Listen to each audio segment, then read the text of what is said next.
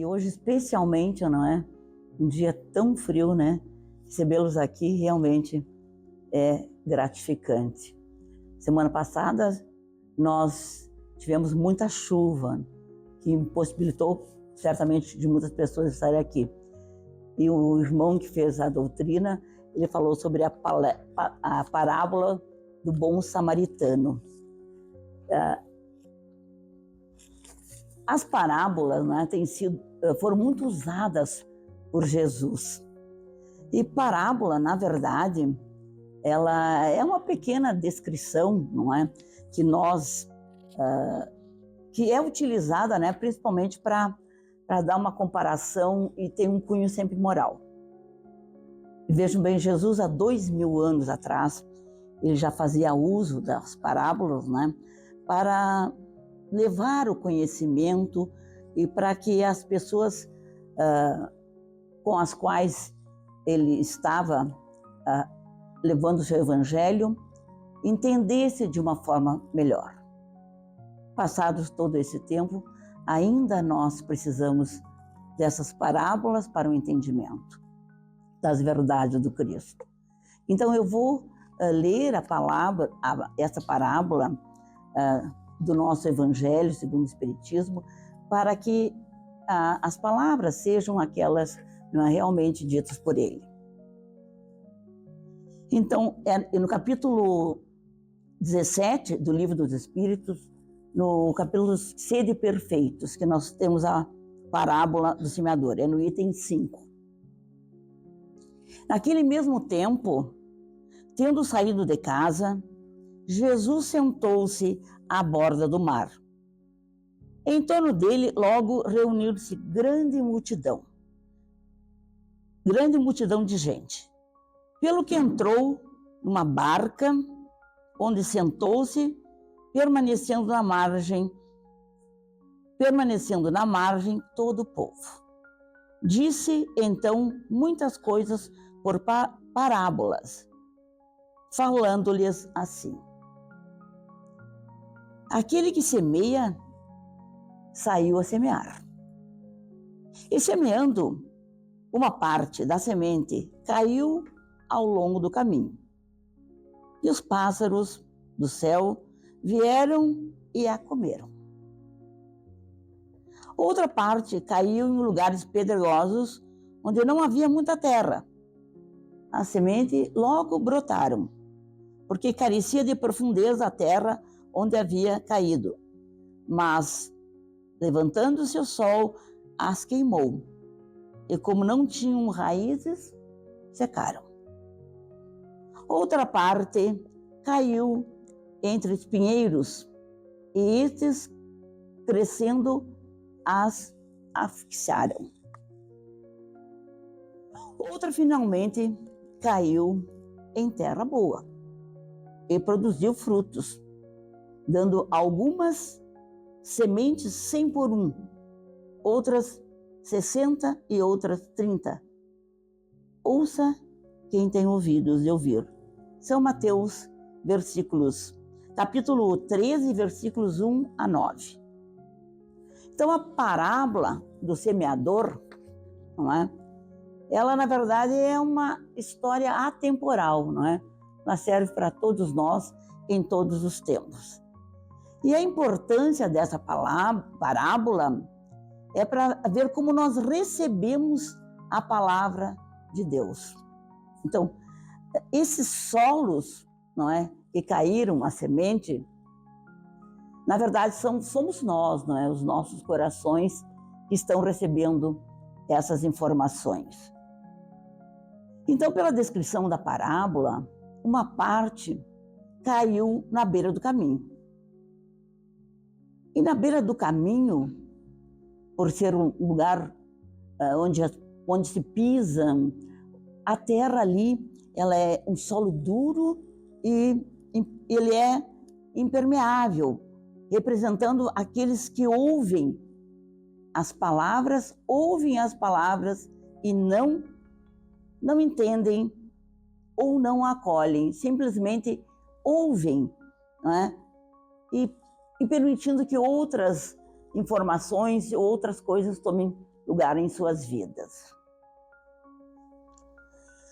O solo pedregoso, ele tem pouca terra e muitas pedras, já diz pedregoso, né? Nós moramos num local onde se planta, né? Conhecemos terrenos onde tem pedra, se produz menos ou nem se produz, onde a terra ela é mais fértil, não é? Então a gente falar sobre plantio, não é? Certamente todos nós aqui temos algum conhecimento, né? E sabemos que se não plantarmos no local correto, não tendo o sol necessário, a adubação necessária, a água, né, necessária, dificilmente essas sementes elas vão produzir. Elas podem até brotar, né, mas elas não vão longe. Então, o solo pedregoso simboliza aqueles que recebem a palavra com muito entusiasmo. Recebem a palavra, o Evangelho de Jesus, as informações, ficam entusiasmados, acham maravilhosos. Mas como não tem, assim, muita convicção do que quer fazer, não é? Acaba perdendo o entusiasmo e acaba não produzindo aquela semente, ela não vai adiante, ela fica sem vida. O solo com espinhos, nós conhecemos, se plantarmos alguma coisa onde tenha muita erva daninha e não forem tirados aquelas ervas daninhas, elas sufocam, não é, a nossa planta e ela não nasce. Então, o solo de espinhos representa aqueles que ouvem a palavra, mas se deixam sufocar pelas preocupações do mundo, pelo nosso cotidiano, pelo que nós temos que realizar, pelo trabalho, pela ocupação, pelas aquisições e por tantas coisas que nos tiram, né, diariamente da vontade de estar mais próximo daqueles que necessitam ou fazer alguma coisa em prol do outro. Não que o nosso trabalho não seja necessário e importante, e ele o é.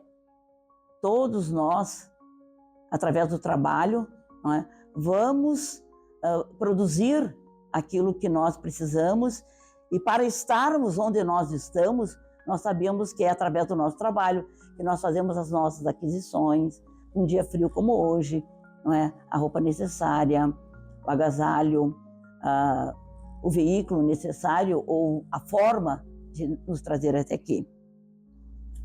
Então, esse solo de espinho, não é? Essas ervas daninhas que nos sufocam, no cotidiano de hoje, são as nossas preocupações que nós nos permitimos de deixar para amanhã, de fazer uma leitura do Evangelho, de deixar para amanhã ir na casa espírita, porque nós que viemos à casa espírita, né, nos consideramos espíritas, porque espírito todos nós somos, né? A doutrina espírita é aquela que nós pregamos, né, através do Evangelho de Jesus. E finalmente o solo bom e fértil, né? Que maravilha, não é? Quando nós temos uma plantação, não é, que cai a semente, tem o sol necessário, a chuva necessária, tudo concorre para que aquela semente ela produza, e produza 100 por 1, não é? 60 por 1, mas que ela vai produzir, independente da quantidade. Então, esse solo fértil são aqueles que têm o coração aberto, são aqueles que recebem a palavra de Jesus e a entendem. E entender a palavra de Jesus, quando ela cai em nossos corações, a primeira coisa que esse Espírito vai fazer na sua vida é agradecer a Deus pela sua vida. O ato de agradecimento só existe sincero em solos férteis, onde a palavra, onde o Evangelho entrou, fez morada. onde o Evangelho realmente frutifica. Claro que nós somos espíritos imperfeitos.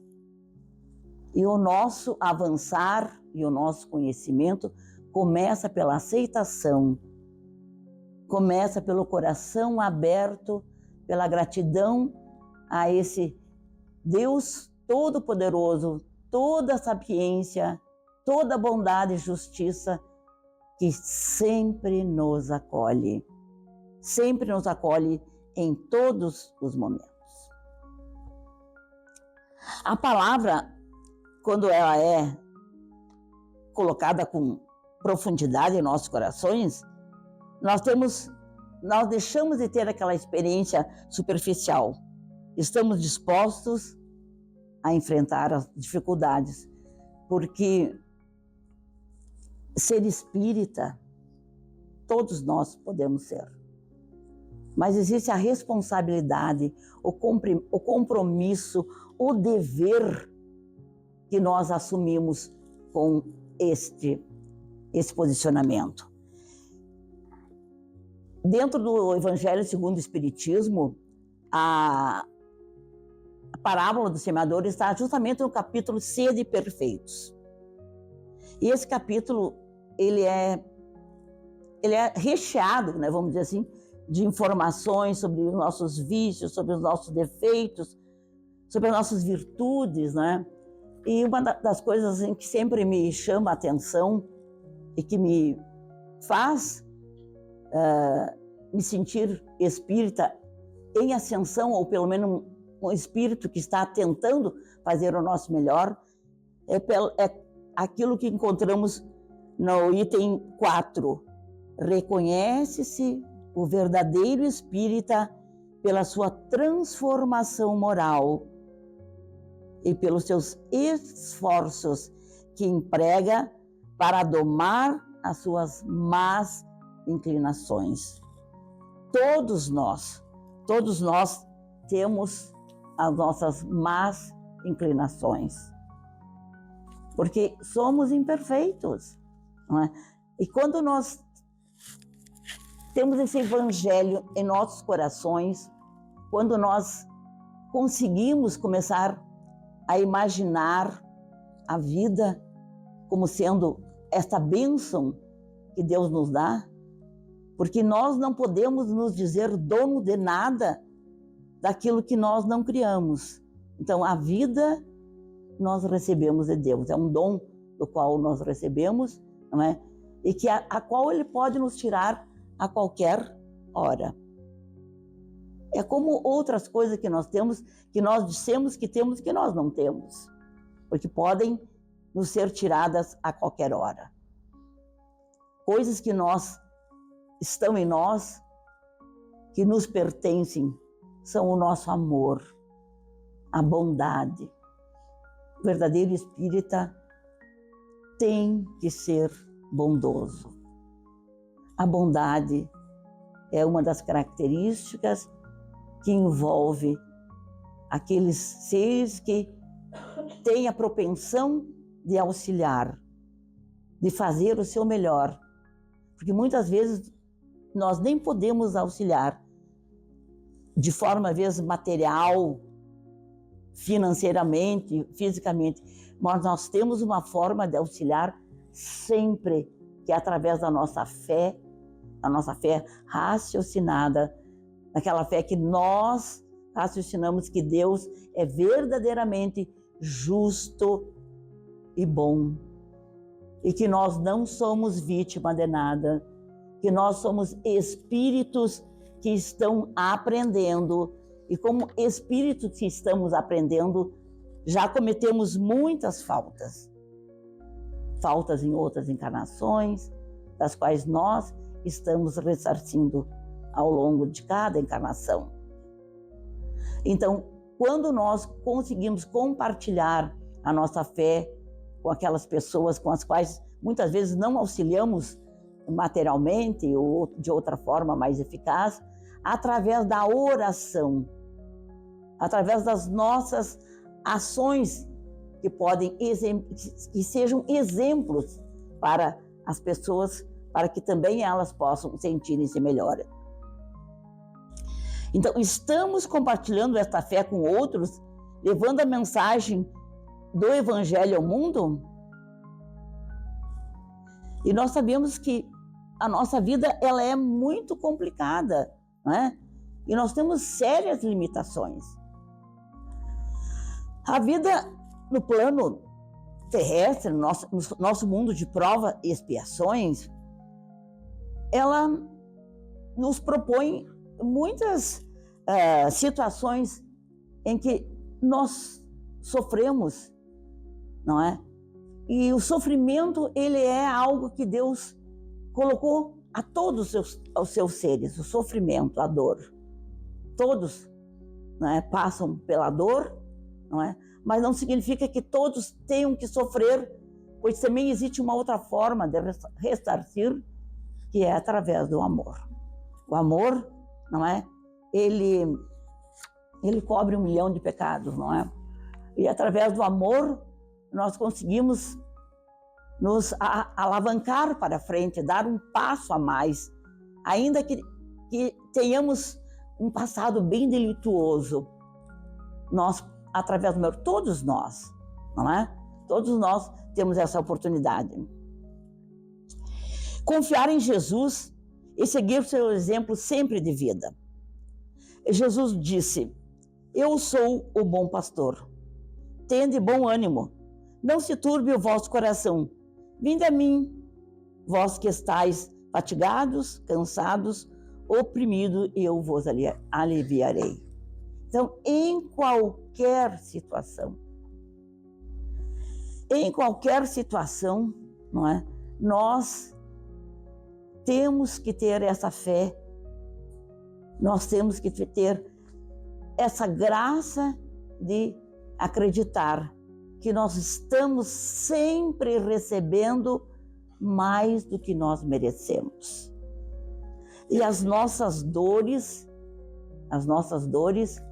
elas não são proporcionais às nossas deficiências passadas, ao nosso passado, às nossas ações anteriores. E nós, ainda que estejamos pensando em evoluir, nós temos, através do nosso resgate de débitos, né, e de reajustes, né, a evolução sempre, não é, será através das nossas ações do amor, da bondade e de todas as qualidades, né, as virtudes, né, esse conjunto de coisas que fazem parte do nosso moral. Então, no capítulo 18 do Evangelho segundo o Espiritismo, no item 8, ele fala do amor, dizendo que os efeitos do amor são o melhoramento moral da raça humana e a felicidade durante a vida terrestre. Deus não nos criou para sermos infelizes. Não é pelo fato que nós temos resgates, nós temos débitos, nós temos reajustes que nós devamos ser infelizes. Deus nos criou para a felicidade. Os mais rebeldes e os mais viciosos se reformarão quando observarem os benefícios resultantes da prática desse preceito. Não façais aos outros o que não quiserdes que vos façam. Fazei-lhes, ao contrário, todo o bem que esteja ao vosso alcance. Essa é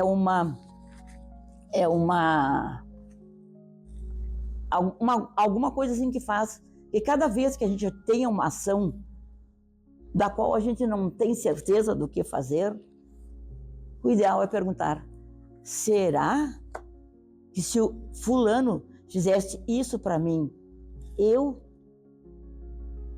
aceitaria? Eu ficaria feliz? Então, fazer aos outros o que eu gostaria que fizessem a mim, então isso depende também um pouco, e eu digo um pouco, mas é bastante, com relação ao nosso nível espiritual. Ainda que estejamos num planeta de provas e expiações, existem muitos níveis espirituais nos seres com quem nós convivemos, entre nós, as casas espíritas, na igreja, em todos os credos, em todos os lugares, os nossos locais de trabalho.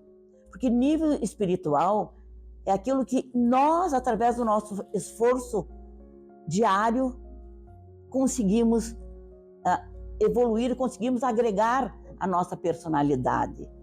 Então, por isso que o entendimento de cada um é diferente. Inclusive nessa sala. Cada um de nós vai ter um entendimento sobre essas informações. Porque nós somos diferentes e estamos em níveis diferentes de aprendizado, de conhecimento. E eu estou falando de conhecimento moral, não intelectual. Porque conhecimento intelectual é muito mais fácil para a gente. Tu paga uma universidade, estuda, faz, tu chega a um nível, né? Consegue. E o conhecimento moral, o adiantamento moral, depende de esforço, determinação, vontade, sacrifício, pensar no outro sem primeiro pensar em mim. Então, esse adiantamento moral, ele é bem mais difícil. O nosso agir e os nossos discursos. O mal em nós é um sintoma de nossa ignorância, da nossa imperfeição, do nosso pouco conhecimento. Não há injustiça no universo. Todo sofrimento é o resultado das nossas falhas. Todo o nosso sofrimento. E não é por acaso, né, que a gente passa por algumas coisas. E o bom é quando a gente tem resignação, aceita, não é? E continua amando, respeitando, colaborando e sendo um espírita, um ser humano melhor. Só através do amor.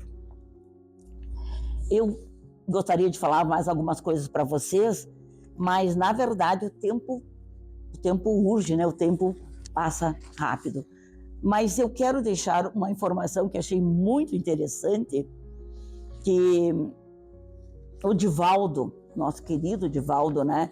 Que já partiu para a pátria espiritual, em um determinado momento lá da sua vida, ele encontrou uma senhora, chegou para ele e perguntou: o que eu faço para que eu possa afastar de mim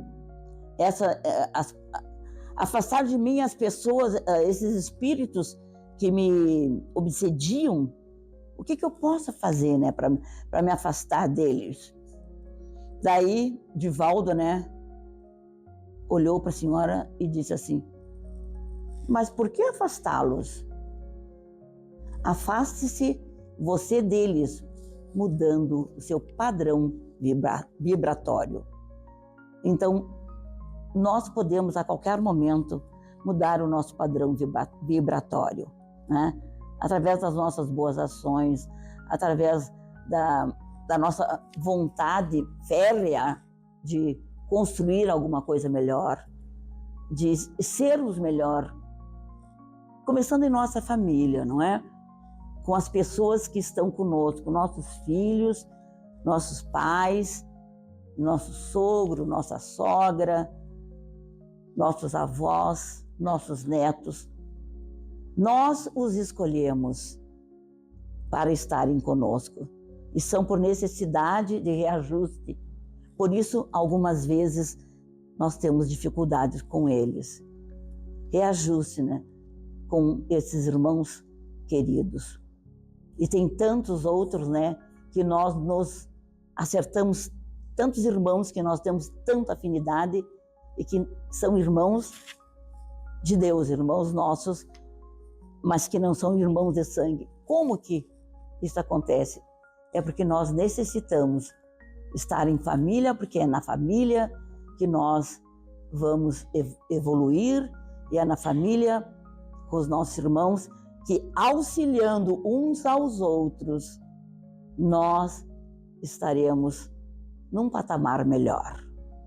Então, que cada um, né, entenda que em família, onde nós estivermos, a bondade e a caridade deve estar presente em nossos corações.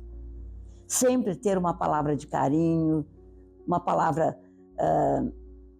de conforto, ainda quando recebemos conversas que nos atordoam, né, porque não gostaríamos de ouvir, vamos ter uma palavra para aquela pessoa que ainda comete faltas que nós agora não cometemos, mas já cometíamos antes. Termos uma palavra de conforto, termos uma palavra carinhosa. Quanto mais nos adiantarmos na vida presente, menos longas e penosas nos serão as vidas futuras. A cada dia construiremos um mundo melhor.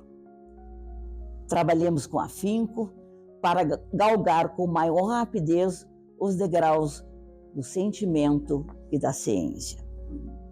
Que nós possamos voltar hoje para casa agradecidos pela oportunidade de estarmos aqui nessa casa de oração, bem agasalhados, não é?